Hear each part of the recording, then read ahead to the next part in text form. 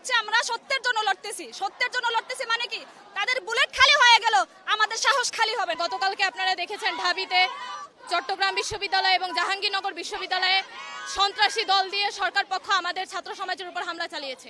আমরা মূলত আজকে আমাদের এই ছাত্র সমাজের আমাদের ভাইদের উপর যে হামলা করা হয়েছে সেই হামলার প্রতিবাদে আজকে আমরা নেমেছি এবং সাথে সাথে আমাদের যে এক দফা দাবি আছে সেটা নিয়েও নেমেছি। আজকে আমাদের নামার মূল উদ্দেশ্য হচ্ছে আজকে আমাদের বিক্ষোভ মিছিলের মূল উদ্দেশ্য হচ্ছে গতকালকে আমাদের অন্যান্য বিশ্ববিদ্যালয়ে যে হামলা হয়েছে সেটার প্রতিবাদ।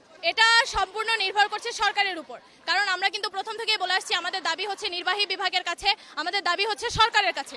যতক্ষণ পর্যন্ত না সরকার আমাদের এই দাবি মেনে না নেয়, আমরা আগেও বলেছি, আমরা এখনো বলছি, ছাত্র সমাজ বাংলাদেশের ইতিহাসে ছাত্র সমাজ একটা দাবি নিয়ে নামলে তারা সেই দাবি আদায় না করে কখনো তারা পড়া টেবিলে ফিরে না। যতক্ষণ পর্যন্ত না আমাদের এই দাবি মেনে নেওয়া হবে আমরা এই রাজপথে থাকবো। সেটা কোনো সার্টিফিকেট নেই যে আমরা কতদিন থাকছি, এটা সম্পূর্ণ নির্ভর করছে সরকারের উপর যে তারা আমাদের কতদিন রাজপথে বসিয়ে রাখবে। আমাদের দাবিটা হচ্ছে আগে যেটা ছিল এটাই যে কোটা সংস্কারের জন্য আমাদের এক দফা এক দাবি ছিল। তারই পরিপ্রেক্ষিতে যখন আমরা আন্দোলন করতেছিলাম, আপনারা সবাই জানেন যে গতকাল রাতে কিরকম নির্মম অত্যাচার করেছে আমাদের বিভিন্ন ভাই বোনেদের উপর, যেমন জাবিতে, তারপরে হচ্ছে কুবিতে, তারপর চবিতে আন্দোলন অত্যাচার করা হয়েছে। তারপরে হচ্ছে আমাদের ভাই আমাদের বোন রক্তাক্ত হয়েছে। আমাদের দাবি ছিল আমাদের প্রধানমন্ত্রীর সাথে, সাধারণ শিক্ষার্থীর দাবি ছিল প্রধানমন্ত্রীর সাথে। সেখানে কেন ছাত্রলীগ ঢুকলো? সেখানে ছাত্রলীগদের কে বললো আসতে?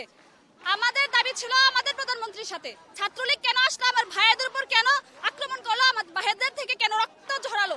তারই বিক্ষোভে আজকে আমরা বিক্ষোভ মিছিল দিয়েছি এবং আমাদের দাবি আদায়ের জন্য বিক্ষোভ মিছিল দিয়েছি। ধন্যবাদ। না, আমরা কেন সংখ্যাবোধ করবো? কারণ আমরা মনে করি আমরা তাদের থেকে বেশি আছি। আমরা সত্যের জন্য লড়তেছি মানে কি তাদের বুলেট খালি হয়ে গেল আমাদের সাহস খালি হবে না। করে হামলা করা হয় সেটা তো আমরা সহ্য করব না। আসলে একজন সরকার প্রধান কিভাবে এত কিছু সহ্য করতেছে জানি না।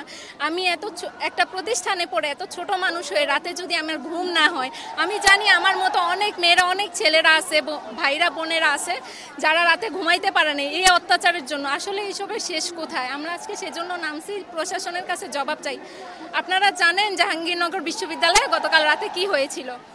প্রশাসন আমাদের সেফ না করে ওনারা হচ্ছে কিছু পাঁচাটা লীগ আছে ওনাদের সেফ করতে ফার্স্টে হচ্ছে পাঁচাটা লীগেরা আমাদের সাধারণ শিক্ষার্থীদের উপরে হামলা চালানোর পরে যখন আমাদের ভাইয়েরা আমাদের বোনদেরকে বাঁচানোর জন্য গেছে, তখন যখন পাঁচাটা লীগ বাইরে চলে গেছে বা হামলা চালাইতে পারে নাই, তখন হয়েছে আবার প্রশাসনের লোক আইসা আমাদের ভাইদের উপর আবার হামলা চালাইছে।